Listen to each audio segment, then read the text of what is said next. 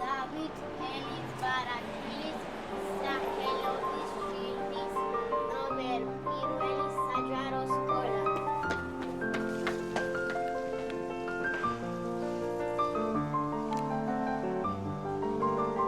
სკოლას გასაცაკლია დათოს ნატერფალი. სოფელში მისი გმირობა ლეგენდად იქცა.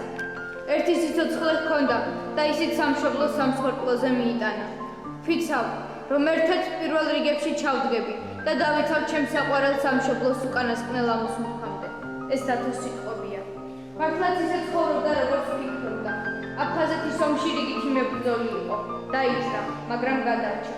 2008 წლის 8 აგვისტოს ომის დროს კი გორის ბატალიონის საინჟინრო ნაწილს განაგებდა.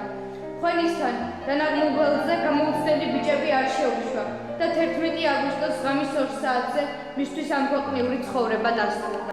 არმეშინია სიკვდილის და ბოროტის სულის, მხოლოდ ღმერთის და საქართველოს გულში. შვილი წურვალი დაღლილი 24 შილდენის ახალგაზრდის სიცოცხლე და დანარჩენი რეზერვისტების სახელის ერთიაშვილი.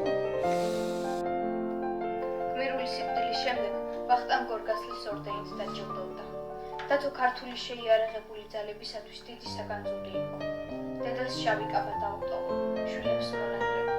ქვეყანას რწმენა იმისა, რომ გმირები ნამდვილად არსებობენ, არა მარტო საკუთარს, ქვეყნის ბედსაც წინასწარმეტყველებდა. ჩემი სამშობლოსათვის ნასტროლი ტყვია გამეხრეთ პულს, ამიტომაც მზად იყო სახენათლიანი წარსდგარი ყოვლის წინაშე.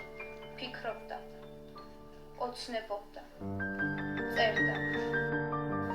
დავეცები ბრძოლის ველზე მკერდ გახრეტილი და უკანასკნელ ამოოქროს გახდება სული. წილად შევრება მწვანება რამს მითელ ბაიკებს და სამუდამოდ დასრულებს.